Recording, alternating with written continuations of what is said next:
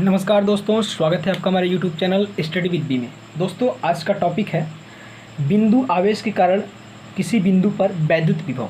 दोस्तों, हम लोग देखेंगे कि अभी हमने इसके पहले वाले वीडियो में पढ़ा था कि वैद्युत विभव क्या होता है, वैद्युत विभवांतर क्या होता है, ये सब हम लोग पढ़ चुके हैं। तो आज हम लोग देखेंगे कि यदि हमारे पास कोई एक बिंदु आवेश है तो उसके कारण जो वैद्युत विभव होगा वो कितना होगा, हम लोग इसके बारे में डिस्कस करते हैं। ठीक है, चलिए, जैसा कि आप फिगर में देख रहे हैं कि ये फिगर आपके सामने बना हुआ है, ये बिंदु O है। बिंदु O पर एक धनावेश रखा गया है +Q कूलाम का। ठीक है, और +Q से यहाँ से R दूरी पर एक बिंदु A है जहाँ पर हमें वैद्युत क्षेत्र की वैद्युत विभव ज्ञात करना है। हाँ, और बिंदु A पर एक परीक्षण आवेश +Q कूलाम का +Q0 कूलाम का एक आवेश रखा गया है। और यहाँ से बिंदु A से अनंत तक की दूरियों को छोटे छोटे भागों में बांट दिया गया है, जिससे AB, BC और CD, जिनकी बिंदु O से दूरियां क्रमशः R1, R2 और R3 हैं। ठीक है, तो ये चीज़ आपको फिगर समझ में आ गया होगा। दोस्तों, हमें बिंदु A पर वैद्युत क्षेत्र की तीव्रता को ज्ञात करना है। ये आपका है Q0 है पॉइंट। ठीक है, चलिए, तो अब हम लोग इसको लिखते हैं कैसे, लिखेंगे कैसे, ध्यान दीजिएगा। माना +Q कूलाम का आवेश माना +Q कूलाम का आवेश बिंदु O पर रखा गया है, जिसके माध्यम का परावैद्युतांक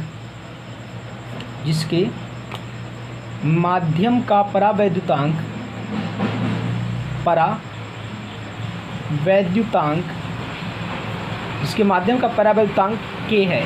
ठीक है,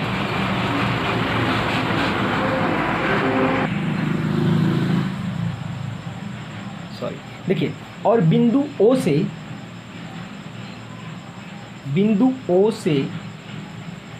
स्मॉल r दूरी पर एक बिंदु A है, जहाँ पर हमें वैद्युत क्षेत्र की तीव्रता ज्ञात करनी है, जहाँ पर हमें वैद्युत विभव ज्ञात करना है। ठीक है, जहाँ पर हमें वैद्युत विभव ज्ञात करना है। देखिए दोस्तों, मान कर लिखना बहुत ज़रूरी होता है, इसलिए आप उसको लिखना जान जाए तो आपके लिए बहुत ही अच्छा रहेगा। हाँ, देखिए, बिंदु A से अनंत तक की दूरियों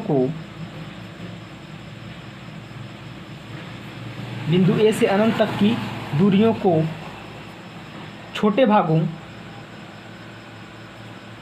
भागों AB, BC, CD अनंत में बांटा गया है। ठीक है, जिनकी बिंदु O से दूरियां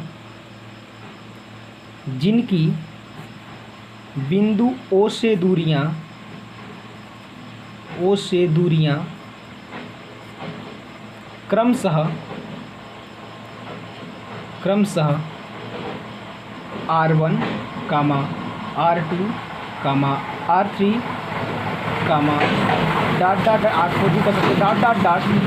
अनंत है। ठीक है, देखिए दोस्तों, ये डेरिवेशन बहुत ही इंपॉर्टेंट है, इस पर VVIMP कर लीजिएगा। ठीक है, बहुत ही इंपॉर्टेंट है, ये बहुत इंपॉर्टेंट डेरिवेशन है। तो क्या है, R1, R2, R3 हैं। अब देखिए, यदि परीक्षण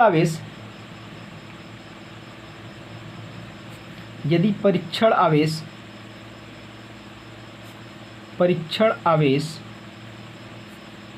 +Q0 बिंदु A पर हो तो लगने वाला प्रतिकर्षण बल या लगने वाला वैद्युत बल, तो लगने वाला वैद्युत बल कितना हो जाएगा। तो यहाँ से F हम कर रहे हैं, F = 1/4πε0 Q0/R। ठीक है, R² यही होता है। ठीक। अब इसी को मानते हैं यदि परीक्षण आवेश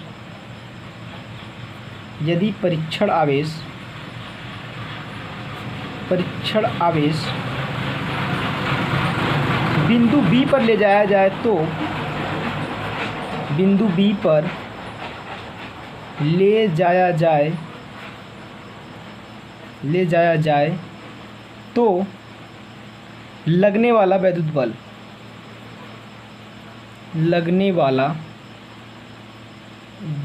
बल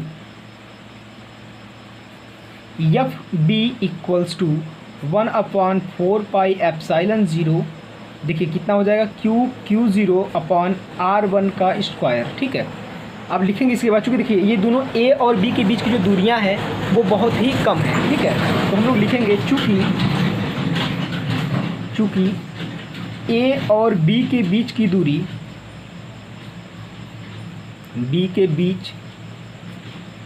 की दूरी अति सूक्ष्म है, ठीक है, अति सूक्ष्म है, अतः इन पर लगने वाला परिणामी बल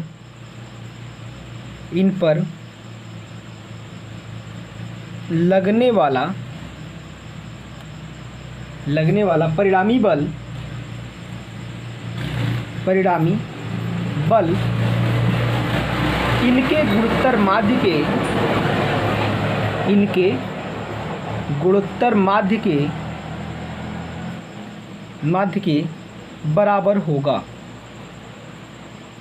बराबर होगा। ठीक है, तो इनका गुणोत्तर माध्य निकाल देते दोस्तों। F A B equals to क्या हो जाएगा, देखिए गुणोत्तर माध्य क्या होता है, एफ ए इंटू क्या हो जाएगा, एफ बी। ठीक है, अगर आप गुणोत्तर माध्य की परिभाषा देखते हो आपको पता होगा जी इक्वल्स टू क्या होता है, इन रूट ए बी होता है ना, बस वैसे ही, चूँकि जी बराबर क्या होता है, इन रूट ए बी। तो बस यहाँ से हो जाएगा दोस्तों। इसकी वैल्यू हम पूरा रखते हैं, कितना आता है देखते हैं। देखिए तो F A B equals to, अब यहाँ से देखिए हम लोग इसका मान रखते हैं, देखिए क्या है, ये दोनों कॉमन निकल जाएंगे दोस्तों। हम डायरेक्ट इसको लिख रहे हैं, थोड़ा ध्यान दीजिएगा। तो इसको रखेंगे, देखिए रूट में है तो ये स्क्वायर बन जाएगा, इसका भी स्क्वायर बनेगा, सबका स्क्वायर बनेगा, हम सबको बाहर कर देते हैं, यानी 1/4πε0। और सॉरी यहाँ पर के हमने मिस कर दिया, के को लिख लीजिएगा, परावैद्युतांक है तो के भी कर दीजिएगा। देखिए अब इसके बाद क्या हो जाएगा, Q इंटू Q0 अपॉन क्या हो जाएगा, R1 into R into R1। ठीक है, अब इसके बाद हम लोग क्या लिखेंगे, देखिएगा बिंदु आवेश को या परीक्षण आवेश को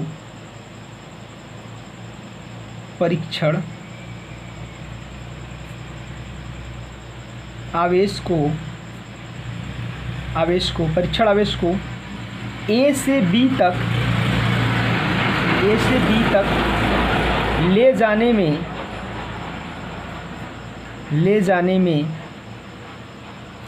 परीक्षण आवेश को A से B तक ले जाने में किया गया कार्य।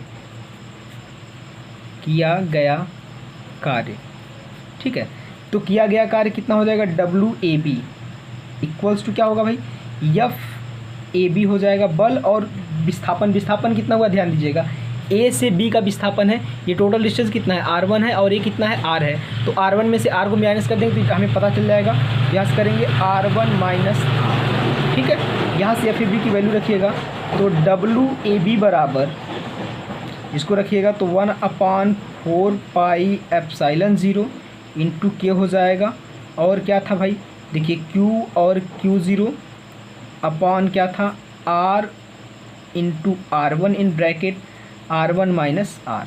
ठीक है, अब देखिए अब क्या करना है साथियों, यहाँ से इसको अंदर भेज दीजिए, एक ठो कट जाएगा, तो WAB बराबर क्या मिलेगा, तो WAB बराबर मिल जाएगा आपको, इसको इधर करते हैं, Q into Q0 upon 4πε0 into के।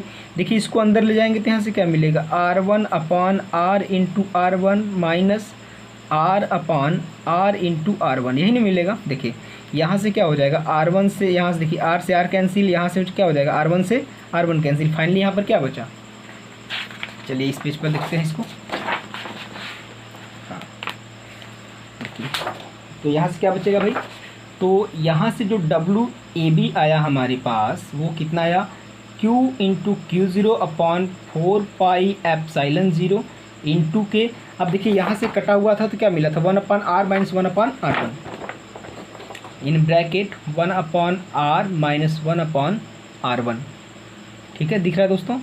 चलिए ठीक है, अब देखिए यहाँ से तो WAB बराबर आ गया। अगर हम लोग इसी प्रकार करते हैं क्या कि इसी प्रकार यदि इस आवेश को B से C तक, C से D तक और अनंत तक ले आए तो कितना कार्य करना हो जाएगा। इसी प्रकार हम लोग लिखते हैं, इसी प्रकार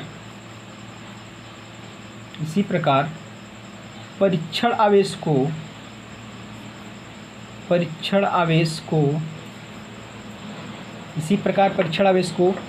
B से C तक ले जाने में किया गया कार्य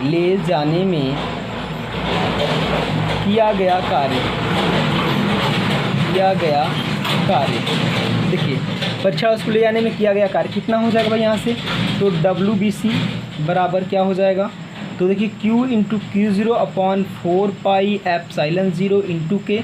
अब देखिए यहाँ पर क्या हो जाएगा साथी, उसको ले जाएंगे तो यहाँ पर क्या हो जाएगा R1 हो जाएगा, 1/r1 माइनस यहाँ पर क्या हो जाएगा 1/r2। इसी प्रकार से आप लिख सकते हो WCD बराबर, है ना, तो WCD बराबर क्या हो जाएगा Q/Q0 4πε0 इंटू के ब्रैकेट, यहाँ R1 था तो इसकी जगह क्या हो जाएगा R2 माइनस 1 क्या हो जाएगा यहाँ से R3 हो जाएगा। ठीक है, अब इस तरह से AB BC CD हो गया। आप इस तरह से इन्फिनिटी के लिए भी लिख सकते हैं, तो इन्फिनिटी के लिए क्या हो जाएगा W इन्फिनिटी इक्वल्स टू, तो Q into Q0 upon 4πε0 into के इन ब्रैकेट ... माइनस 1/इन्फिनिटी। इन्फिनिटी डिस्टेंस है तो इन्फिनिटी कर लीजिएगा। ठीक है, अब यहाँ पर लिखते हैं किया गया संपूर्ण कार्य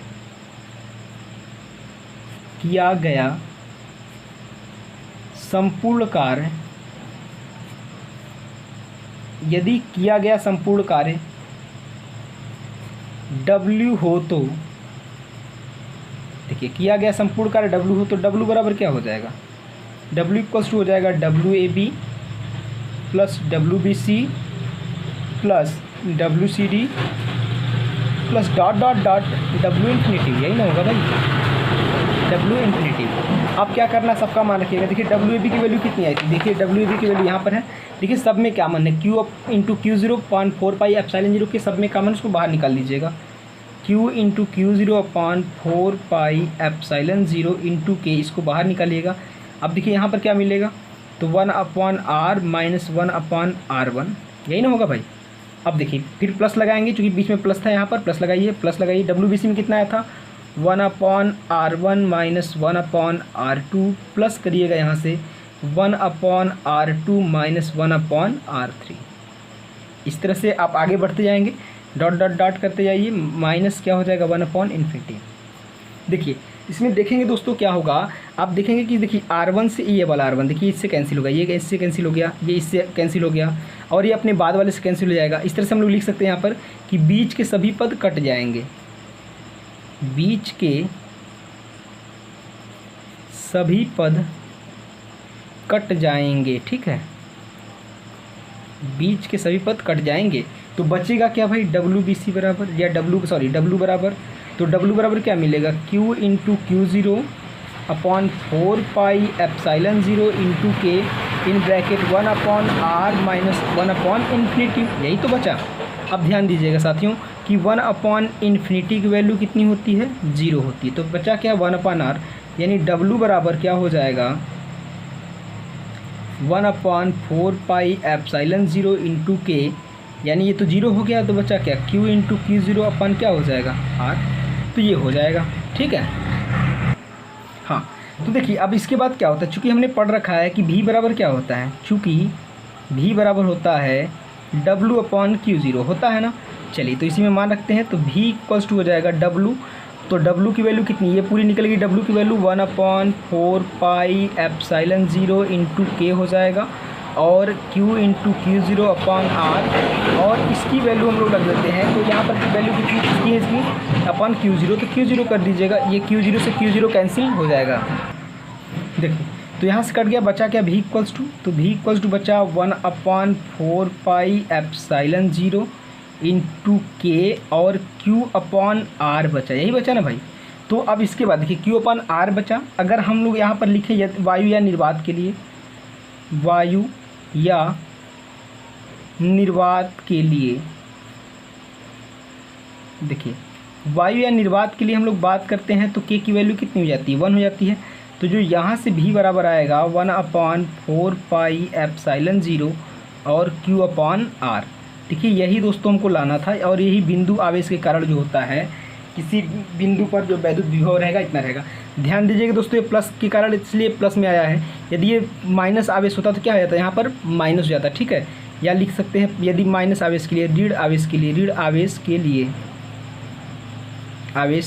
लिए, देखिए अगर ये ऋण आवेश रहेगा तो इसके लिए क्या हो जाएगा, यहाँ पर बस माइनस हो जाएगा, यानी v इक्वल्स हो जाएगा -1/4πε0 Q/R। अगर ये ऋण आवेश रहेगा तो ऋण के लिए करिएगा, अगर प्लस रहेगा तो प्लस के लिए, ठीक है। तो बस ये डेरिवेशन कंप्लीट हो गया। चलते हैं अगले हेडिंग पर। हाँ, वैद्युत स्थितिज ऊर्जा। देखिए दोस्तों, वैद्युत स्थितिज ऊर्जा होता क्या है, पहले हम लोग इसको समझ लेते हैं। देखिए क्या होता है कि किसी आवेश को अनंत से वैद्युत क्षेत्र के भीतर लाने में जो कार्य किया जाता है, उसी कार्य को हम लोग कहते हैं वैद्युत स्थितिज ऊर्जा, ठीक है। तो समझ में आई बात कि किसी आवेश को अनंत से वैद्युत क्षेत्र के भीतर लाने में किया गया कार्य ही वैद्युत स्थितिज ऊर्जा कहलाता है। हम लिख देते परिभाषा, किसी आवेश को, है ना, किसी आवेश को अनंत से वैद्युत क्षेत्र के भीतर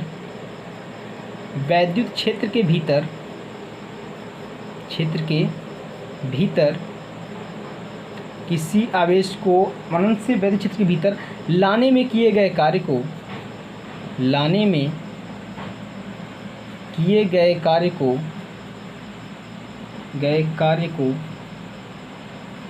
किसी आवेश को अनंत से वैद्युत क्षेत्र के भीतर लाने में किए गए कार्य को वैद्युत स्थितिज ऊर्जा कहते हैं।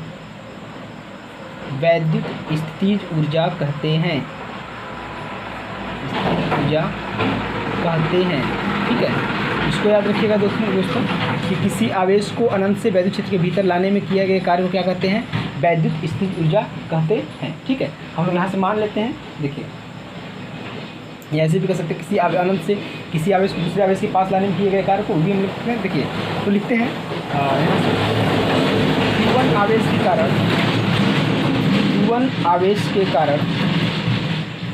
आवेश के कारण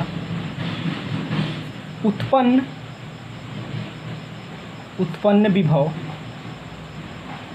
भी बराबर, ठीक है, उत्पन्न विभव भी बराबर। तो कितना था बिंदु आवेश कारण, 1/4πε0 और Q1 क्या था दोस्तों, R, यही था ना, ठीक है।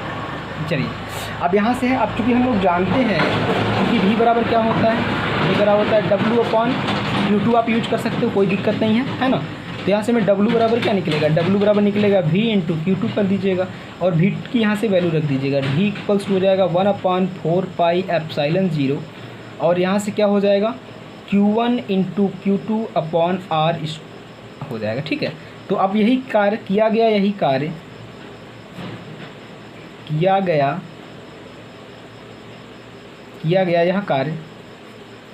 यह कार्य वैद्युत स्थितिज ऊर्जा के रूप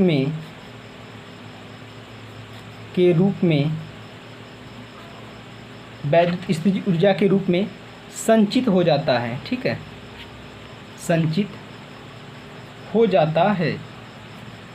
अतः क्या हो जाएगा भाई कि अतः जो है आपका मिलेगा, ये संचित हो जाता है, तो ये U बराबर हो जाएगा 1/4πε0 Q1 Q2/R, यही हो जाएगा दोस्तों इसका फॉर्मूला, ठीक है। तो बस आज के लिए इतना ही। खुश रहिए, मस्त रहिए, व्यस्त रहिए और पढ़ते रहिए। नमस्कार।